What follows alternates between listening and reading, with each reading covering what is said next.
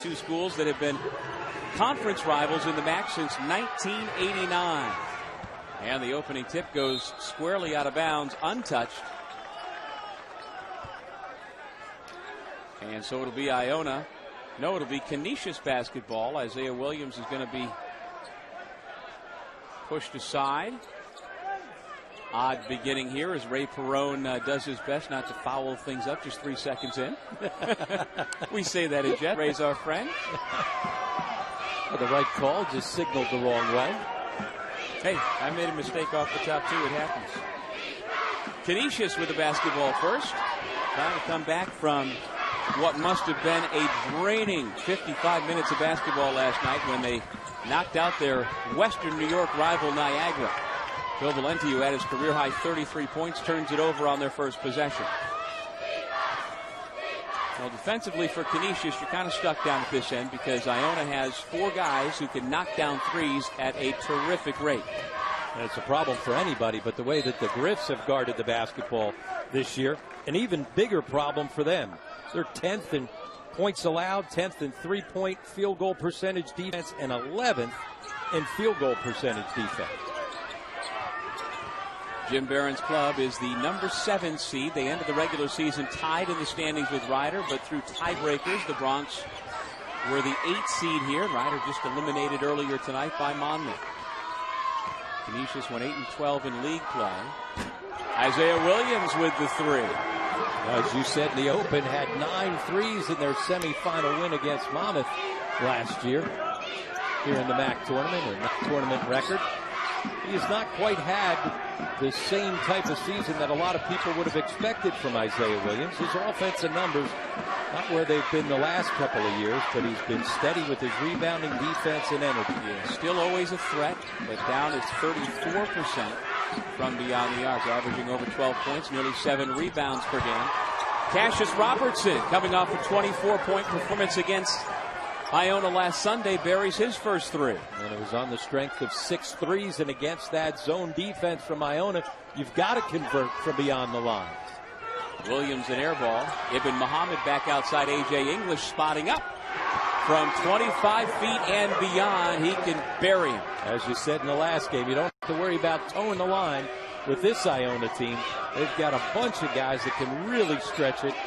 That was a deep 3 from A.J. English, who's got NBA three-point range. Well, you know, the last time A.J. English played a college basketball game, he could say he had the most points scored in a single game by anybody in college basketball, but that is no longer the case. Foul will send Jamal Reynolds to the line because on Wednesday, Andrew Andrews of the University of Washington, at the same time Marcus Posley of St. Bonaventure, both scored 47 points. Relegating A.J. English to 3rd best with his 46 points. And I wonder if A.J. might have noticed that and said, you know what, I might have to go for 48 tonight. Well, he's capable of it. He also had a game of 45 against Monmouth in a loss. Yeah, 45 points a game against Monmouth, 6 of 15. Although in that game, 9 turnovers, but 7 steals. Now, when you look at the numbers that A.J. English has put up throughout his career, 3rd all-time in scoring with 2 assists today. He'll go to 4th all-time on the assist records at Iona. At 1,900 points in his career. As you take a look at Reynolds, he's at 64% on the season with an awkward-looking release. Dropping out the 2 misses. Senior captain from Pickering, Ontario. 6'3" Iona on a pair of 3-pointers. Gales put up and make more threes than anybody. English off the curl, back to Much.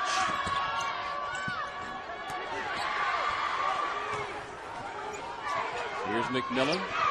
This Canisius offense has 4 players averaging over 14 points per game. McMillan 14.9, Valenti 14.6, and Robertson 14.2. Ball kicked out of bounds by McMillan. And to me, Doug, that's the biggest difference with this Iona team. They're not quite as good offensively, but defensively, they've been much more effective for Tim Cluse out of the matchup zone. And we've seen especially in the last couple of weeks. Now, he has helped to further what has been a tremendous Iona tradition in the Metro Atlantic Athletic Conference dating back to the first year in the early 80s. English, deep three again. Rebound Robertson.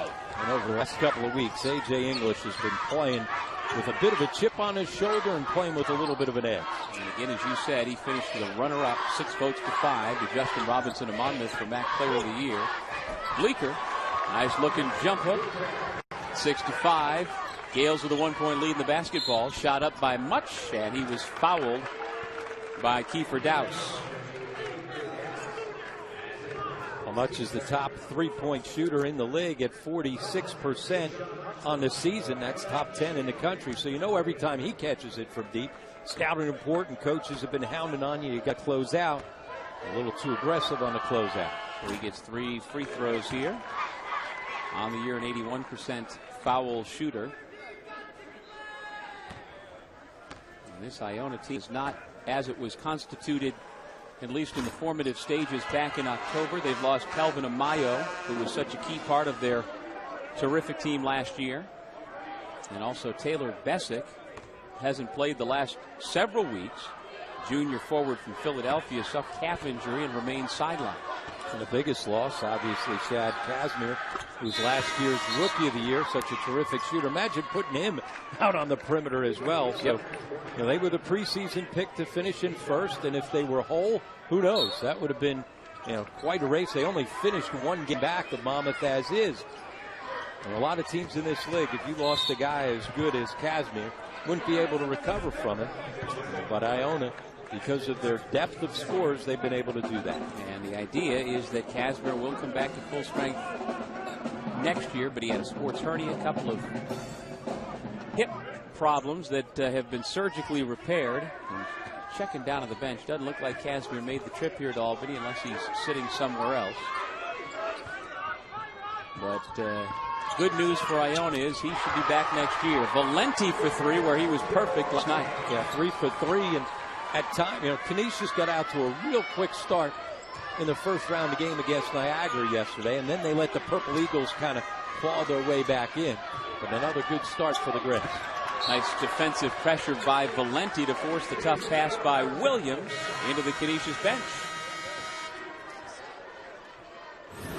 Phil Valenti coming off a career-high 33 points. Still has the range that took down the Purple Eagles last night, trying to do it to the Gales tonight. Scorer and also be a leader. Indeed, Matt, and another illustration of his toughness. A.J. English suffered a broken wrist on a dunk his senior year of high school. Didn't have it addressed until after his freshman year of college. He played through a broken wrist. And ended up having to shut it down that freshman year. Look at where he would have been had he not gotten injured at the end of that year. He's closing in on 2,000 points as is. He would have had 2,000 points, 500 assists, and 500 rebounds without any question if he didn't go down in his freshman year. No doubt. Bucket by Valenti gives Canisius its lead of 10-8. And he's done everything at Iona. 3 times a first-team All-MAAC selection. The only thing he hasn't had the opportunity to do is play in an NCAA tournament game. Because his freshman year, when the Gales went to the NCAA tournament, he was injured. 5 points early on for English now. Well, I remember Associate Head Coach Jared Grasso telling me during AJ's freshman year, this guy's really good, and he's going to be really good. And they knew right away when they got him. And he's another guy like Justin Robinson from Monmouth, very much under-recruited out of high school. Had no Division I offers out of high school coming from Delaware. No, went to prep school. Yeah, went to St. Thomas More. Played for Jerry Quinn, one of the best prep school programs in the country, and that's where Jared Grasso found him. And he certainly would have been the Rookie of the Year his freshman year if he didn't get hurt. Missed pretty much the entire MAAC season. He was integrated into a veteran club that was fun to watch with Momo Jones in that backcourt and Sean Armand, and fit in quite nicely. But now the floor is his. English misses the runner. Malcolm McMillan, senior from Baltimore, with it. Valenti goes right around Roundtree, one of the better defenders in the league, but Valenti couldn't finish. Valenti's got good versatility, great size, but he handles the basketball and has a good skill set. Jermaine Crumpton's come in for Canisius, as has Ricky McGill, number 0 for Iona.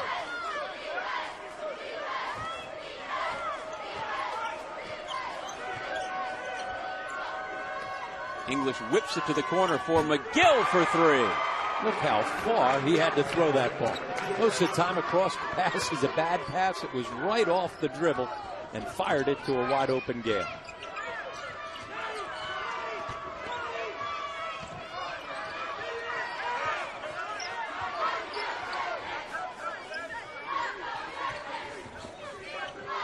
Canisius Robertson being guarded by Roundtree. Under 10 to shoot.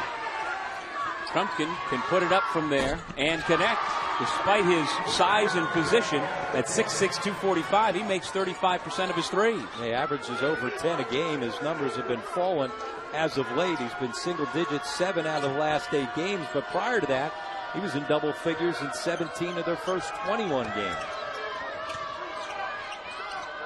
English, quick trigger for three more. Well, that's the thing. He kind of lulls you to sleep. When he's got the ball in his hand, he's not blowing by you with his speed, but what he does have is that quick release. Look at that double team, and nicely handled by Canisius Robertson. Well, one thing about the Griffs, they don't turn it over. They lead the MAAC in just a little over 11 turnovers per game. Turned it over just 8 times in 55 minutes last night. That's incredible. For a game where about 200 points were scored, as Valenti cleans it up, to have turned it over only 8 times. Well, it starts with the fine point guard play from McMillan. Much no. Nice job by Williams to back tap, and English, anticipating Crumpton was going to fall on him. He just fires it up and will shoot 3 free throws. No, he won't. They called it on the floor. You were right. I think they were wrong. There's the long 3 by Crumpton as he stepped right into it. 3 by Crumpton as he stepped right into it with a little bit of confidence, despite the fact he hasn't been shooting the ball well. I said Ray Perone wasn't going to be the only one to make a mistake tonight. I've got 2 already. So or maybe he's got 2. I'll hear about that later.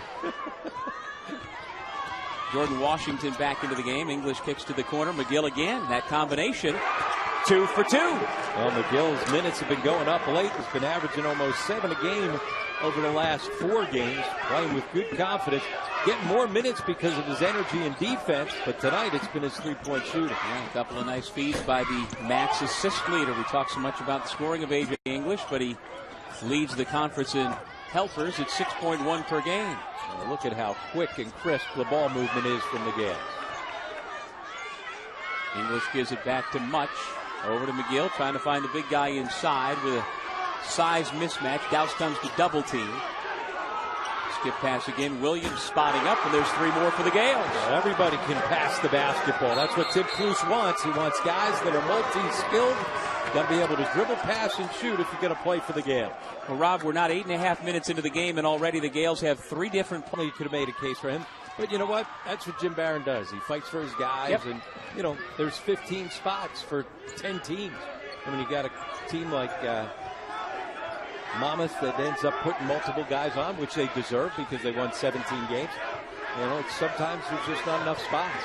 I thought Iona should have had a couple of guys as well. I mean, obviously, Jordan Washington was second team, A.J. English. But to me, I thought either Much or Isaiah Williams, either one of those 2 guys probably should have been on the 3rd team, at least. 22-17, Jamal Reynolds with the bucket. Well, I'm guessing that Coach Barron at some point this weekend, and maybe more than once, has reiterated to his team how the rest of the league coaches don't think you're that good. Well, Phil Valenti certainly heard that message last night, going for that career-high 33. As did McMillan with a good game himself with 20 points and 5 assists. McMillan, as you look at Valenti had 33. 16 of those 33 came in the 3 overtimes. But McMillan really turned it on after halftime. McMillan had only 2 points at the break and then finished with 20. So the young man takes a seat right now, but he has been sensational this year for the Griffs. Off the inbound, McGill missed the bunny.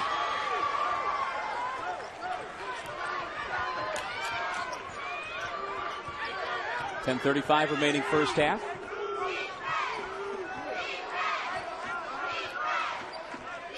Into the game at the point, Chris Atkinson replacing Malcolm McMillan. Atkinson did start 1 game during the regular season, but by and large he's been their top reserve coming in off the bench.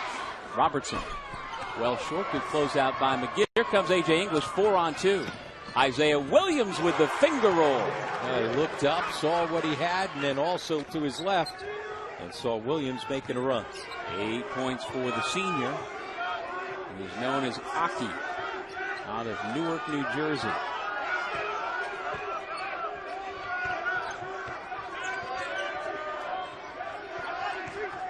Very active zone for the Gales. Atkinson fires over top of it. Much clears the rebound, and he's fouled 93 feet from the basket. Bad foul given up by Cassidy Ryan. Well, Iona's at their best when they get out and run in transition. You saw ball in A.J. English's hands. He's looking up, who's ahead of me, but he also turned to his left to make sure he saw who was running as the trailer. Williams able to convert. And now English will get his first blow. Much also out of the ball game. Roundtree in. Ibn Muhammad back onto the floor. He's got the basketball. Roundtree's a Wake Forest transfer. Had a nice run with the Demon Deacons, but a grad transfer playing his final year at Iona.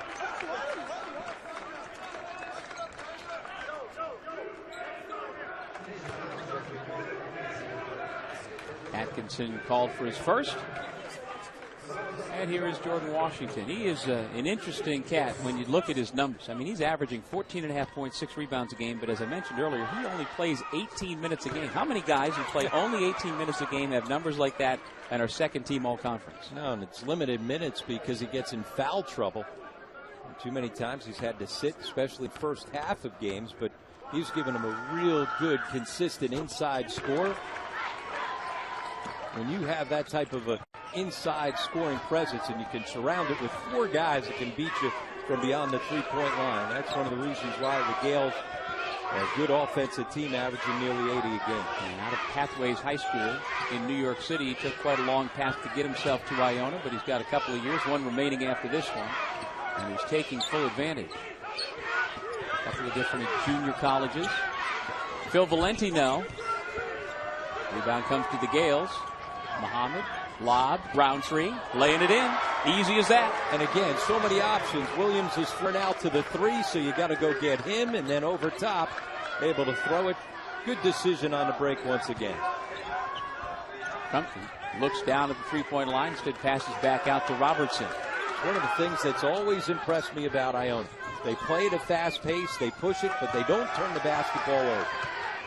A lot of teams that try to play fast, play too fast, and throw it all over the place. That's never been the case for Tim Plouse's team. Crumpton hits his second 3 of the night. As we said, was really struggling coming in, but off to a good start with 2 threes. I think a big part of the reason why Iona, since Tim Plouse came to Iona 6 years ago, has played without turning the ball over that much despite their pace, is that that's the way they practice. I mean, they put a lot of time and effort into that exact thing, and they run a break that is not just getting out there haphazardly. No, in practice, 2 things. They want to push it as quickly as possible, and Tim harps on that all the time, rushing the ball up. And the other thing is don't let the ball stop with you. That's one of the reasons why.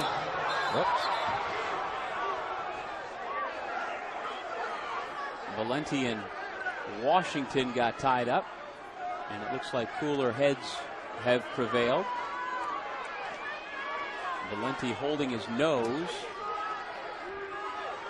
Oh, he's got a media timeout, which will allow the officials to sort through things. Yeah, the officials telling everybody to get back to their benches. Any contact to the head or anything like that, so play on. They both utilize the three-point shot so much as part of their regular offense.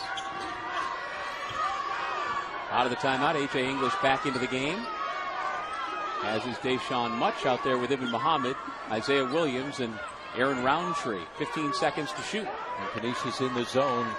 Tough to play zone against Iona because they can spread you out with so many three-point shooters. Well, the Griffs have their 2 point guards out there together as Muhammad fires away from the corner. He gets into the act. And even he's another guy, 10th best or 9th best in the league coming in, 39% from beyond the 3. So Much, English, Muhammad, Williams, all 4 of those guys can beat you from deep.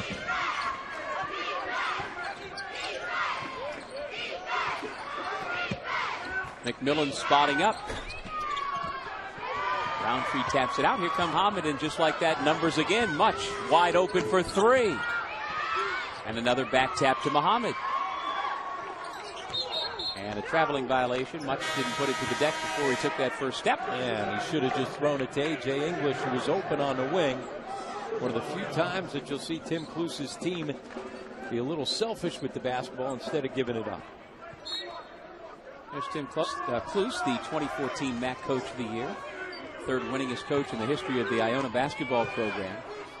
All he's done is won 20 games in each of his first 5 seasons. A win here tonight will make it 6. Tough shot by Atkinson, the freshman from Hempstead, Long Island, has his first 2.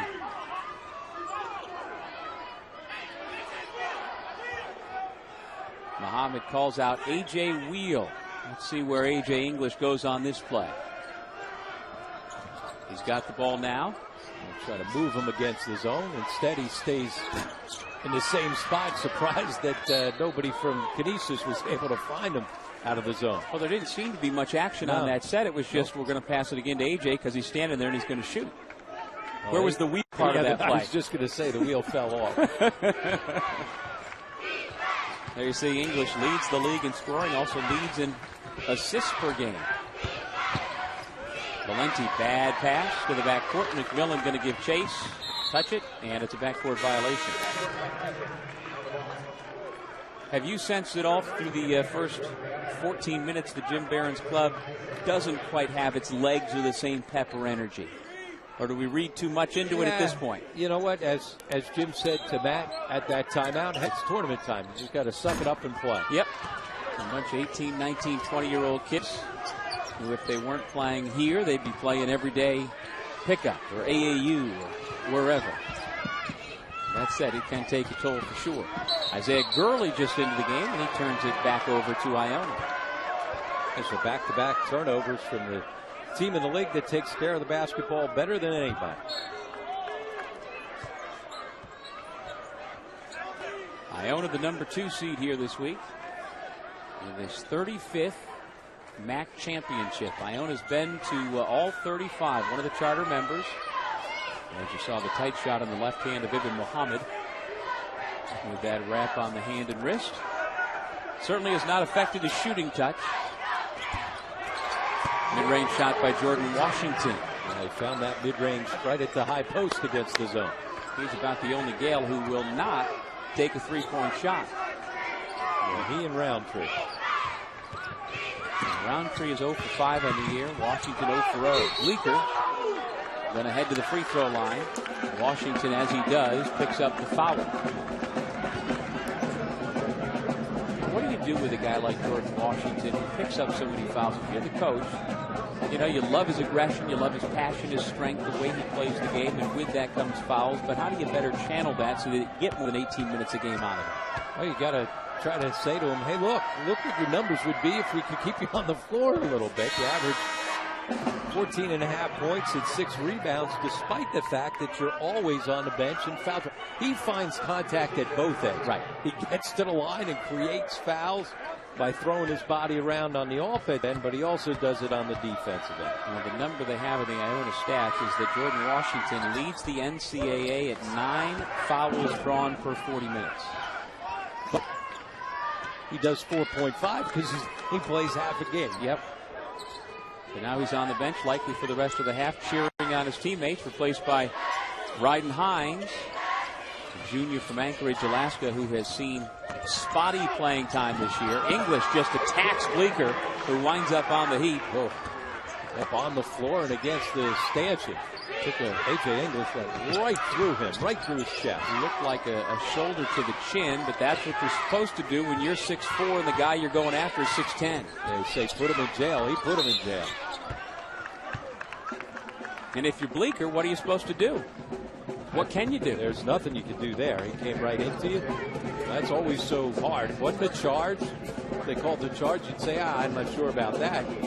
He just good defense, but better offense from A.J. English. And you see Bleeker still trying to clear his head just a bit from that shot.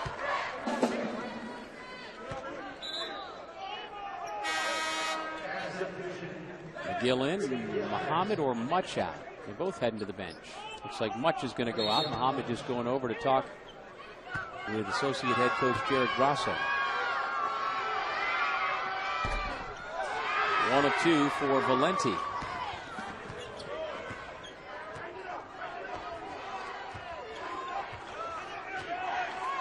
English has 10 points to lead all scorers. Valenti has 8, as does Jermaine Crumpton to lead Canisius.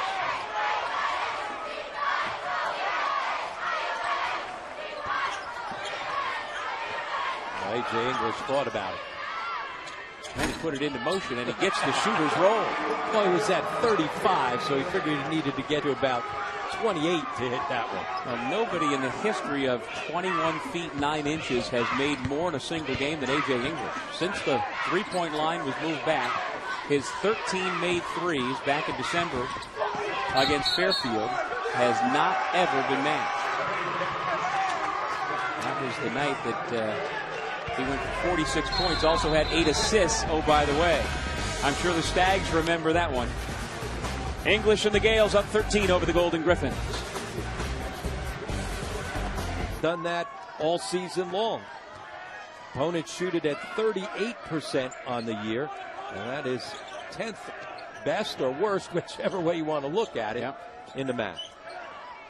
English, all he has to do is show the ball, and 2 guys come flying. That helps to open up other folks. Good ball movement. Roundtree to the left side, Muhammad. Canisius recovers. Here's Roundtree, right side, McGill.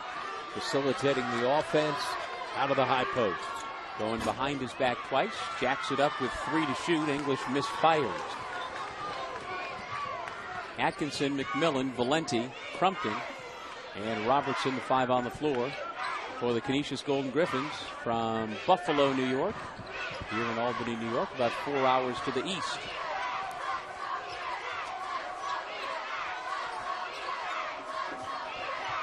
Robertson uses the screen. English tries to draw the charge and does. Yeah, good job switching the high ball screen. Quick feet by A.J. English to make sure he was the first one to that spot. That is a good call.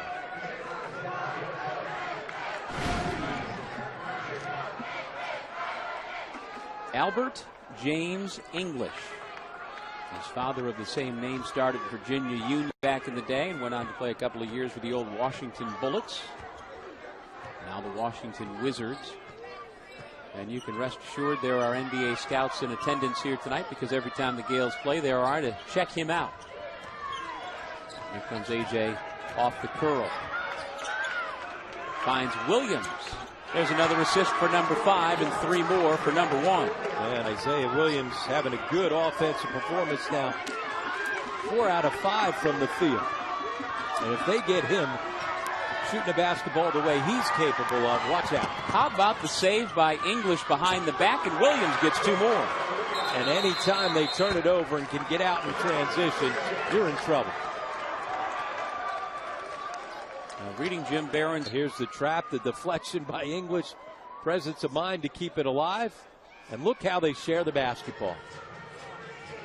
McGill could have forced it, but instead he sees that Williams has a better angle, and boom, you got 2. And Williams was the guy that started it off as soon. We both had a chance to see Manhattan head coach Steve Masiello in between our first 2 games, and I said to him, you guys came out pretty good last night, and he poo-pooed it. I said, you guys are here for a three-peat. Make no mistake about that. I don't care that you're the number 6 seed. They're looking to win 4 in a row. They had great energy. They were flying around all over the place. And when Shane Richards shoots the ball the way he did, especially in the first half when he was unconscious, they're tough out. So the Jaspers able to just relax tonight. Their mission is now to win 3 games in 3 days. Saturday, Sunday, Monday. Now English gets whistled for the offensive foul. Assist to Jim Barron, working the officials over on the sideline, saying, hey, if it's a charge on one end, got to be a charge on the other. So 2 fouls on English. This is certainly not Jim Barron's first rodeo. This is 29th year as a Division I head coach, St. Francis, PA, St. Bonaventure, Rhode Island, and here at Canisius. And honored time and again as his league's coach of the year. 4 times in the Atlantic 10. And he's done a terrific job in his 4 years at Canisius, so much so that he was rewarded earlier this by getting a new 3-year contract extension. Well deserved. Although I know he wishes he still had a 3rd son he could rely on. Well, the way that both of his sons, Jim and Billy, played for him. Jim at University of Rhode Island, and Billy at URI, as well as his last 2 years here at Canisius. Why not? Nice looking set there as Robertson fed Valenti.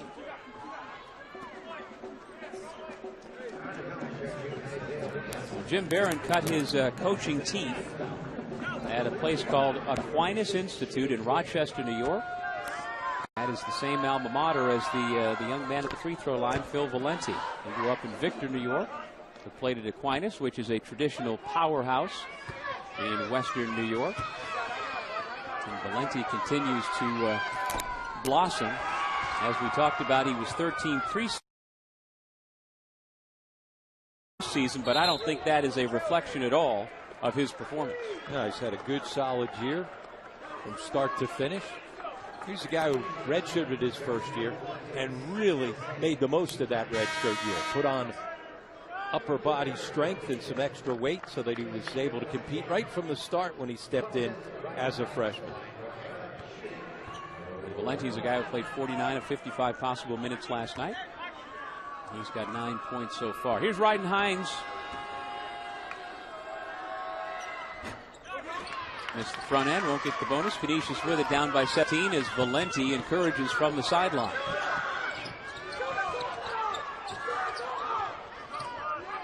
A lot of deflections for this Iona defense here tonight. Yeah, and they're so much more active out of their zone defense than they have been the last couple of years. No doubt.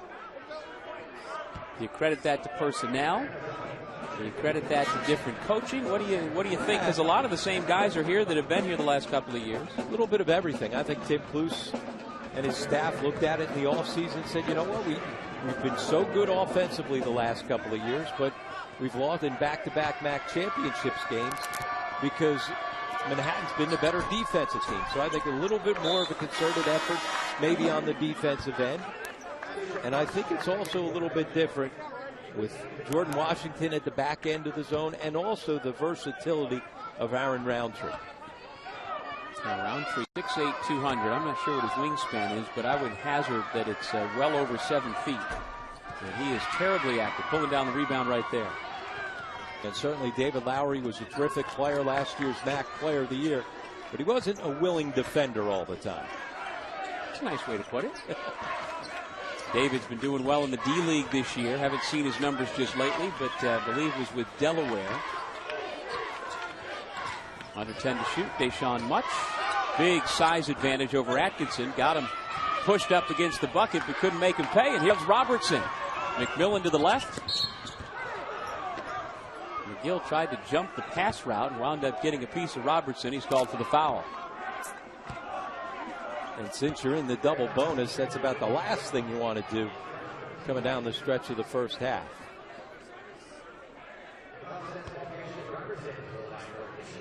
Canisius, the second best foul shooting team in the league, and they won the game last night from the foul line. They outscored Niagara 34-10 from the line, behind the strength of both McMillan and Valenti, who just kept marching there. Valenti ended up making 14 of 18 from the line, and McMillan 12 of 15 from the stripe. That game last night will be one for the record books. 102-97 the final. The longest game, 3 overtimes in this tournament's history, and the most points combined in the tournament's history as well.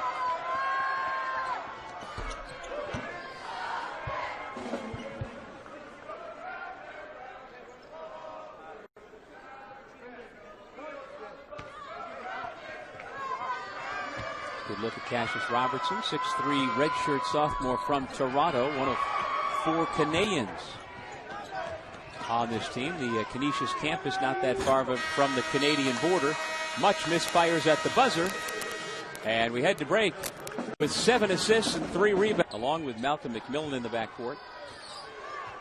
Jamal Reynolds had a quiet first half, starting with Kevin Bleeker and Phil Valenti, who's got the basketball now. To Bleeker in the high post, backing his way down, and he's tied up and fouled. Muhammad reaching in, picks up the personal. There you see the leading scorers.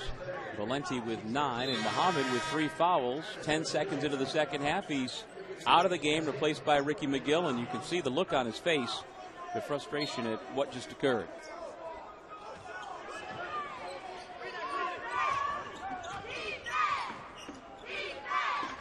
So McGill's out there with Much, Williams, English, and Washington for Iona. That's a 2-point shot for Bleeker. Was toeing the line. He is a guy who can step out, shooting 34% of the year from beyond the 3-point line. With 6 points for the senior from the Netherlands. English swings it back to Williams. Feed inside Washington, who faces up. And there's a foul on Bleeker. And Washington gets so many isolations in the post because you can't double down. Who are you going to double down off of? Because of those 3-point shooters out on the perimeter, he's able to maneuver one-on-one. Yeah, I heard Coach Barron talk about that in the first half, that that's the quandary. You just cannot double down. Can't do it. There's nowhere to come. You can't come post to post. You can't come with one of your guards because all 4 perimeter players will bury you. And you're better off with 2s than 3s. When Iona really gets going and when they string things together and blow games open, and when they're making 3s. Score pressured. Ball poked away by Much out of bounds. Canisius will keep it.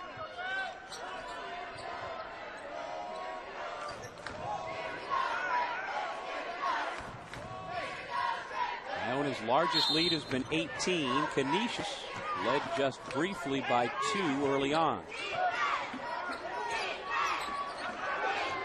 Bleeker gives to Robertson. He's got deep range. McGill did a nice job of crowding him. Now McGill on the leak out. Beats Robertson with the spin. Another nice feed ahead by A.J. English. That's why they're so good in transition. Whoever's open, the ball is ahead. And it's ahead quickly. McMillan feeds. Bleeker, the dunking Dutchman. Now the gamble by Washington, and Bleeker made him pay. English blocked from behind by Valenti.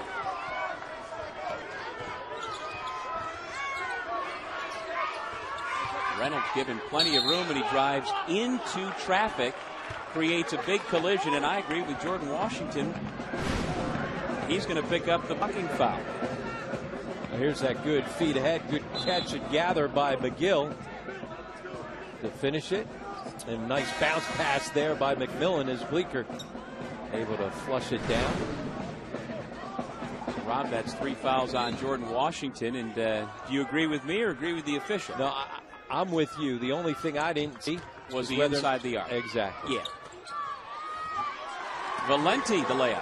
Well, the thing that gets me, and I see somebody like Jamal Reynolds who can knock down a mid-range shot, he is completely wide open, 17 feet from the basket, and rather than just taking a shot or taking one dribble and going up, he goes into traffic and creates a collision. Yeah, it creates a much more difficult shot than he had when he first caught the basketball. Isaiah Williams. He had a step on the defenders, but Canisius didn't make the long pass.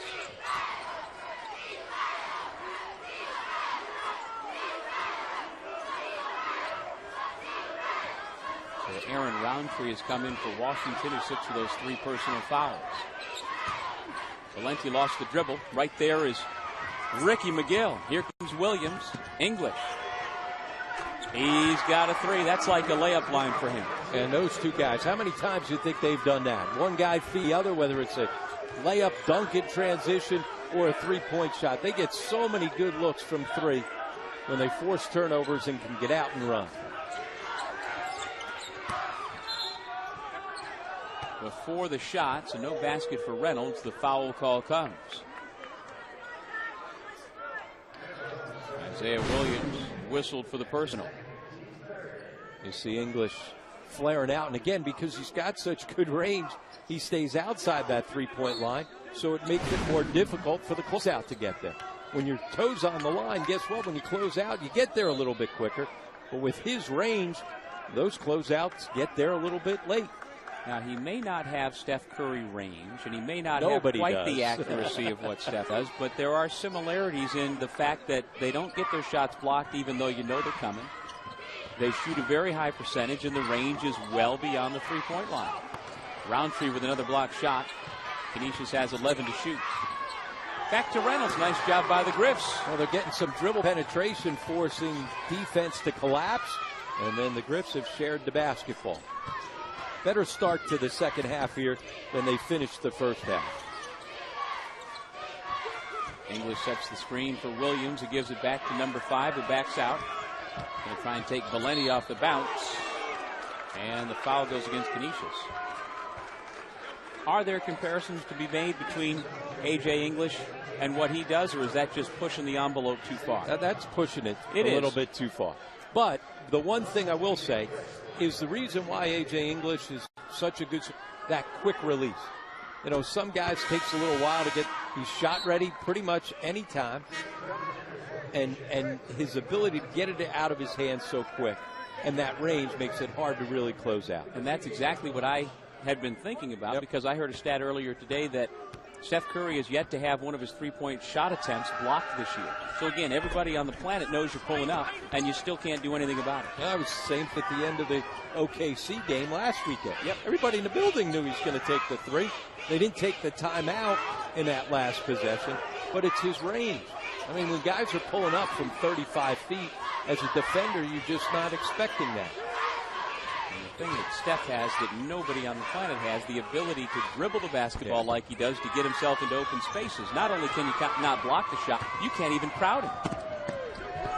Proctor just into the game, off the nice feed from English. And another assist for A.J. English. A bunch of them have been in transition. And nobody's quicker with the basketball than Steph Curry. As much as his shooting gets everybody excited, his ability to handle the basketball and get to those shots is just as impressive. McMillan for 2. Tough shot with Jihad Proctor all over him. First 2 points from Malcolm McMillan, who went for 20 last night.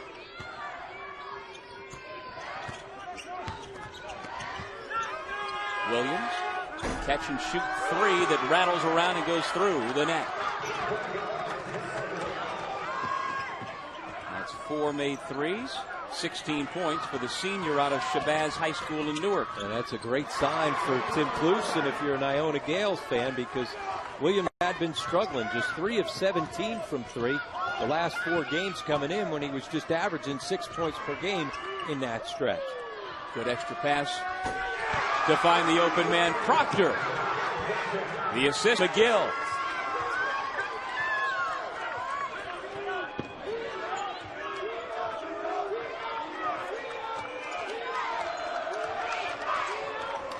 Atkinson and Ryan at the scorer's table to come in at the next stoppage for Canisius.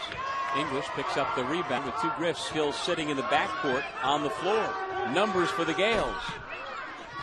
Nice job by Crumpton to box out, but then he and Reynolds miscommunicated and give it right back to the Gales. Timeout in Albany. Iona shares the basketball, and there's somebody else who gets into the action. Knocking down the 3, it's Jihad Proctor.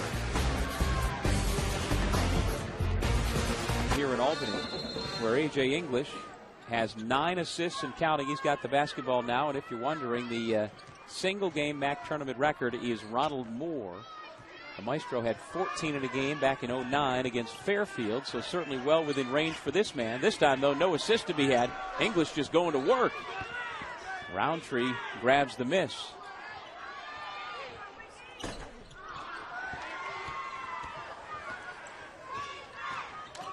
Let's go over to Matt with a report on Canisius.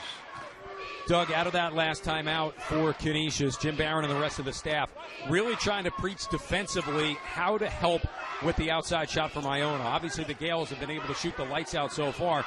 The feeling was that they are helping too much on the penetration because they're not able to get out and rotate, see if they change things up a little bit tactically and strategy-wise to try and slow down Iona. Isaiah Williams around and out. Robertson clears the rebound. And by the way, Ronald Moore, who had so many magical moments here in this building for Siena back in their three-peat days for Fran McCaffrey, playing professionally these days over in Italy. You know, we've enjoyed Hamilton Cook and the other members of the MAAC staff putting out the 35 greatest moments in the 35-year history of this conference. And that Siena team among the top 5 greatest moments that they rattled off championships in 08, 09, and 2010. And the man who led the way was the Maestro. English. He certainly has been part of a number of magic moments. He'd love to be part of one on Monday night here in Albany. And he got a mismatch, and Cassidy Ryan just can't guard him out on the perimeter. Of course, if you're wondering, the #1 moment in the 35-year history of this league, and not surprisingly, it was the Marist women's basketball team that made it to the Sweet 16, the only men's or women's team that's gotten that far. Williams the rebound off the Roundtree block. Not surprisingly, the late 80s, early 90s LaSalle Explorers were all over that list. And very well deserving. Love seeing the pictures with Joe Mihalik and Fran Dunphy, assistants for Speedy Morris back in those days. Yeah, not only great players, but a heck of a staff. Yeah, my goodness. They used to draw very well in Philly also. English knocks it out of bounds. And it's Iona basketball. That swarming Gales defense continues to cause Canisius trouble. The under-12 media timeout has Jim Barron scratching his head.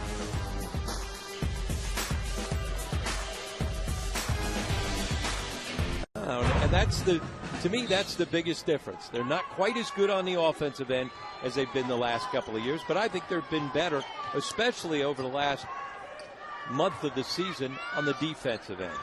Which perhaps will serve them better should they make it back to Monday night for the 4th straight year. They won the title in 13, lost in the finals to Manhattan each of the last 2 years. 6 to shoot. Here's Williams in the corner for 3.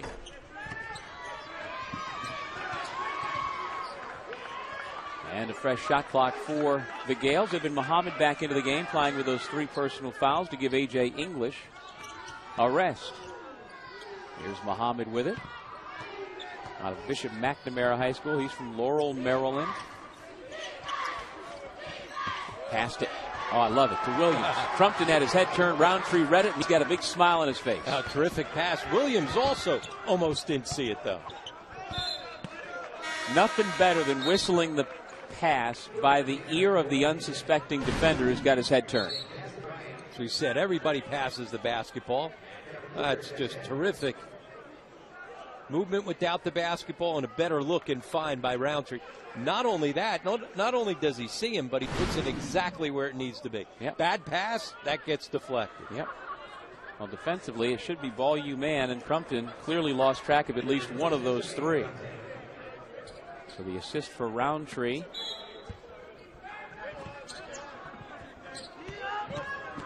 Atkinson at the point, along with McMillan, Valenti, Robertson, and the man with the basketball, Bleeker. Valenti skip past McMillan. To Atkinson for 3. Off the back iron, long rebound comes to Roundtree. Yeah, smart play by Williams to keep it alive. Muhammad to the corner, Williams.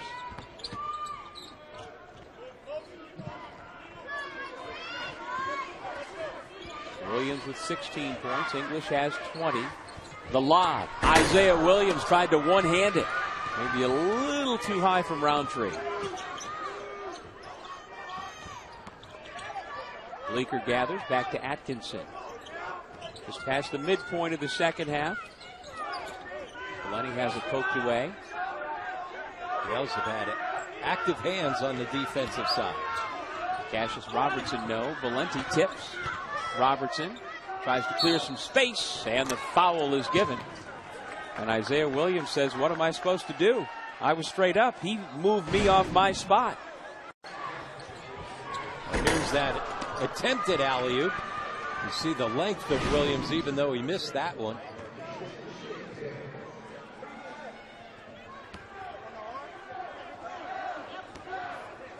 So I ask you again, what is Isaiah Williams supposed to do there? Well, he wasn't straight up. He was not. Okay. He had his hands over top and got contact on that one. That was a good call. So that's number 3 on Mr. Williams.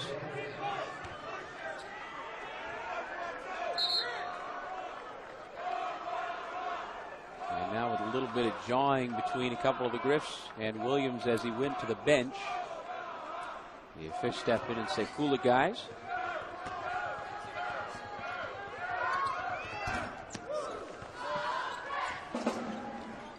Been a quiet night for Robertson, just 5 points for him. He went for 15 in the win over Niagara last night.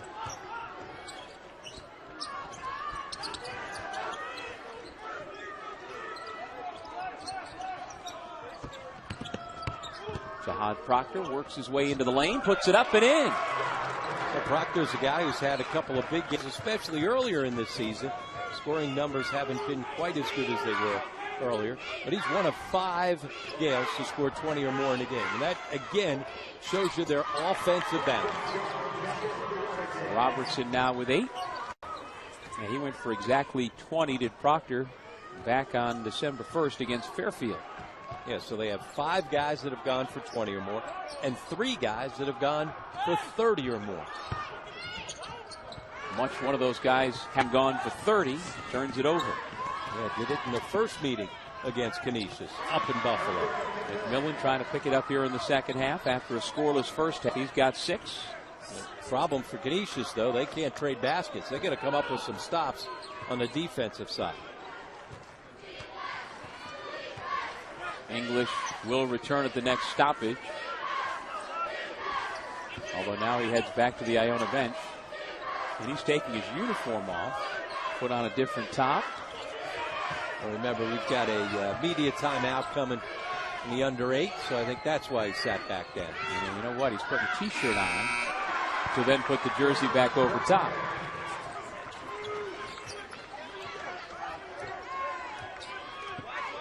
Now that I look around, there are at least 3 other Gales on the floor right now with T-shirts underneath. This building not as offensive foul, not as warm as it will be the next few nights as the crowds get bigger and the intensity picks up as we get closer to Monday night's MAAC championship game. The Gales would love to be there for a 4th straight year. They're 7 minutes and 42 seconds away from getting back to the semis.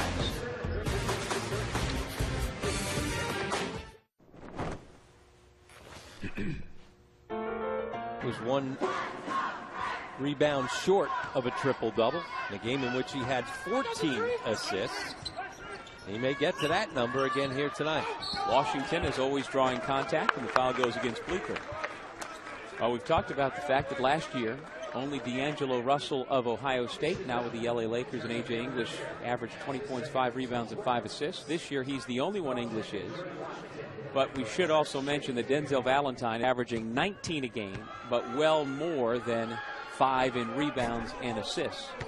So now that Denzel is back to being Denzel, and Michigan State seemingly is back to where the Spartans were in November and December, would you make Denzel Valentine your National Player of the Year, Rob? No, I still think it's Hield's award. He's had a terrific season, even though Oklahoma struggled a little bit as of late, and there's no question Michigan State's going to be one of the favorites heading into the NCAA tournament. Both of them will be first-team All-Americans, but I'd shade to Hield. So who's the rest of first-team All-American, if you can come up with 3 more names off the top of your head? Well, you know, certainly when you look at what's going on throughout college basketball, you've got parity all over the place. You got everybody talking about what's going to happen with number 1 seeds, and is this the year that you're going to end up with a number 1 seed getting knocked off? Yep. There's not the same depth up top that we've had. And Kansas playing terrific, and certainly they are deserving of being the number 1 team in the country right now. But I think things will be interesting once we get to the NCAA tournament. Roundtree turns it over. So if you've got Hield and Valentine on the first team, do you put Malcolm Brogdon of Virginia on there? Do you put Ben Simmons from LSU on there? Where are you going for the rest of it? Ben Simmons has got to be on the first-team All-American. Right. The numbers he's put up, and even though LSU's losing games, and then either Brogdon or, certainly I think he should be on an All-American team for what he's done. Grayson Allen, another guy that has put up some big numbers. That last spot will be the hard one, but there's no question those first 3 guys are the 3 no-brainers. And the thing that's kind of refreshing is that, like on the Wooden Award watch list, down to 25, the vast majority are seniors. And, first-team All-American other than Ben Simmons could be all seniors. Yeah. And that's something that I thought 15 years ago would never happen again. Yeah, especially the way that freshmen have come in and dominated the sport over the last couple of years. And certainly Simmons has done that, but it's nice to see guys that have stayed for long we say long careers stay for the full 4 years, but right. at that level, that's a little bit longer than we've been accustomed to as of late. And it certainly makes for a better college basketball season, and I think a higher level of play. And we've, at this level, been able to enjoy at the mid-major. For the most part, you get 4-year seniors. You get transfers, and you got guys moving around, but by and large, you have people like A.J. English, who may play in the NBA someday, but he's not going 1 and done, 2 and done, 3 and done. Well, and that's one of the reasons why you see so many upsets come the NCAA tournament, because of those mature teams. A little bit different, though, this year, because some of those upper echelon teams are also senior-laden teams. It's not going to be necessarily a mid-major with all these guys that have played 4 years going up against the number 2 seed, a 4 seed, or whatever, with all these young freshmen.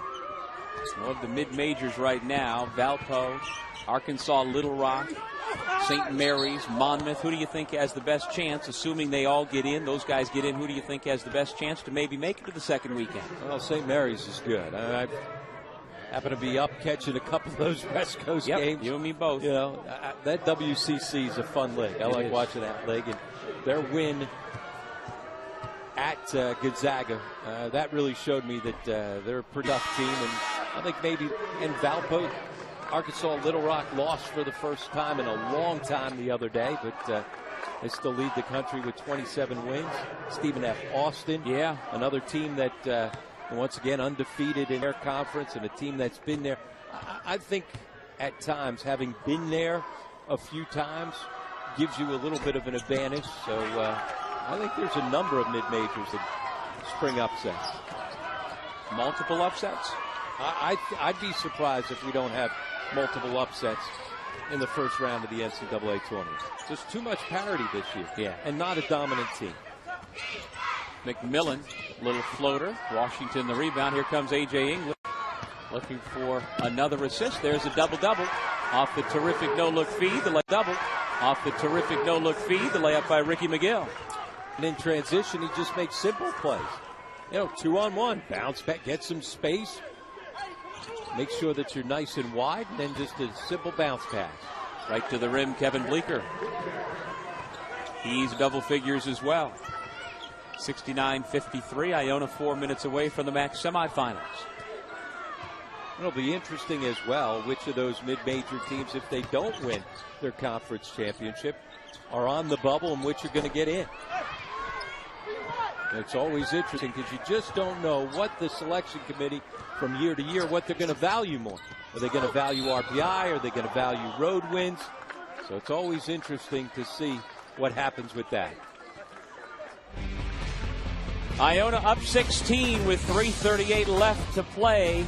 A.J. English has been doing work for the Gales here tonight.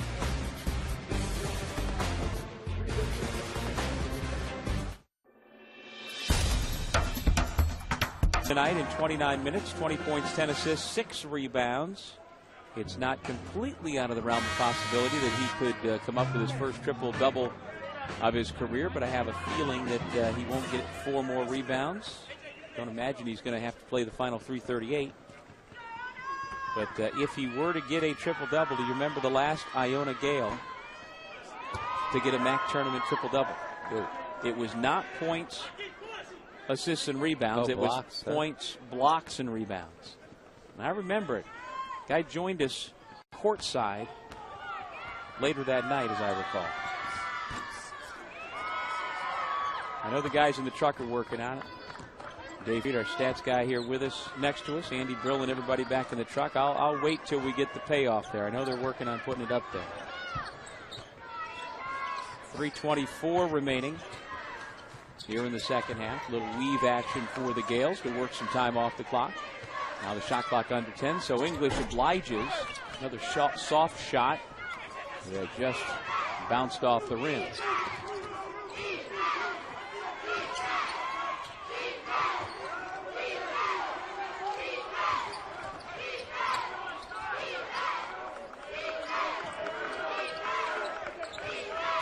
Robertson, little floater, front rimmed it.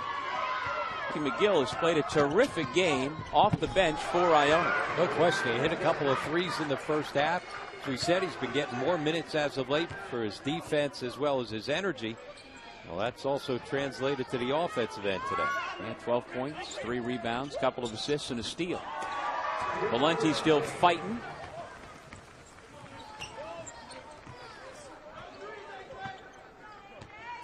And once again, Iona happy to work the shot clock down. No need to expend any more energy here than they have to. But by being a top 2 seed, by finishing second place in the regular season, they have earned the right to have tomorrow off.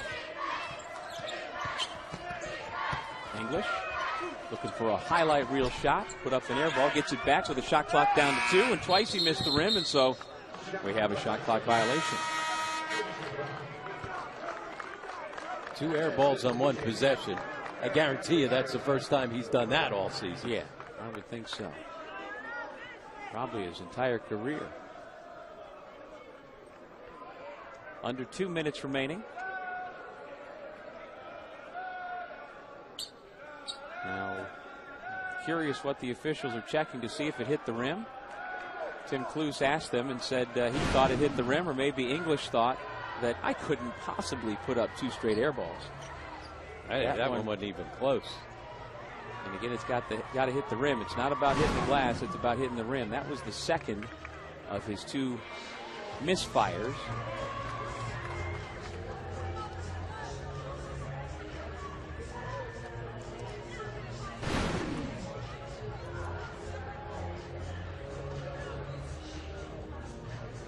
Nope, didn't hit that one either.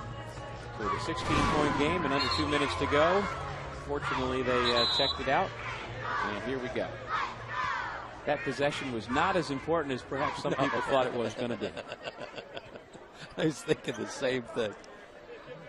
But I am all for getting it right. I do appreciate the use of it. And it's good when they get to the monitor, but the 16-point game with under 2 minutes left to go, I think we're good to go. We're good to go.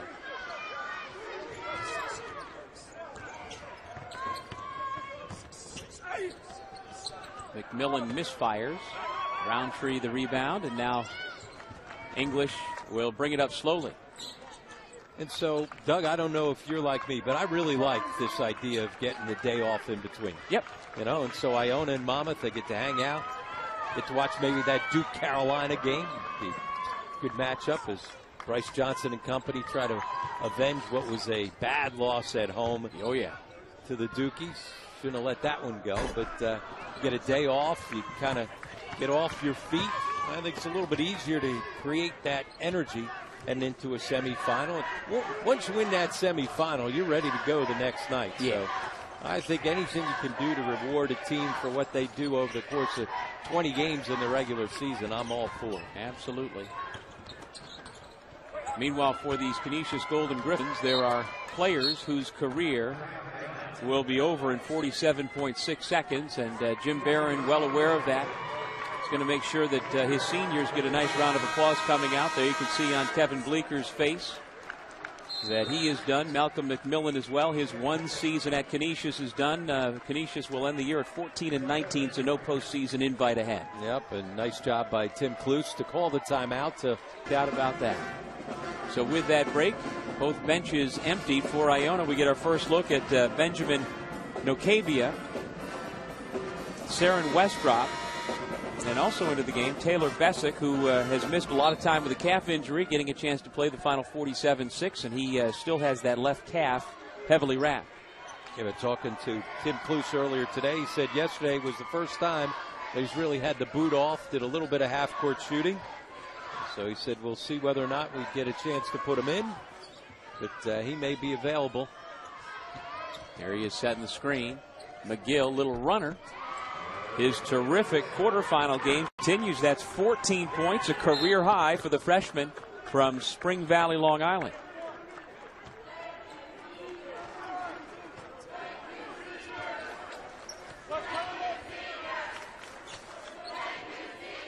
Cassidy Ryan, Isaiah Gurley, a couple of the reserves out there. Gurley puts up the 3.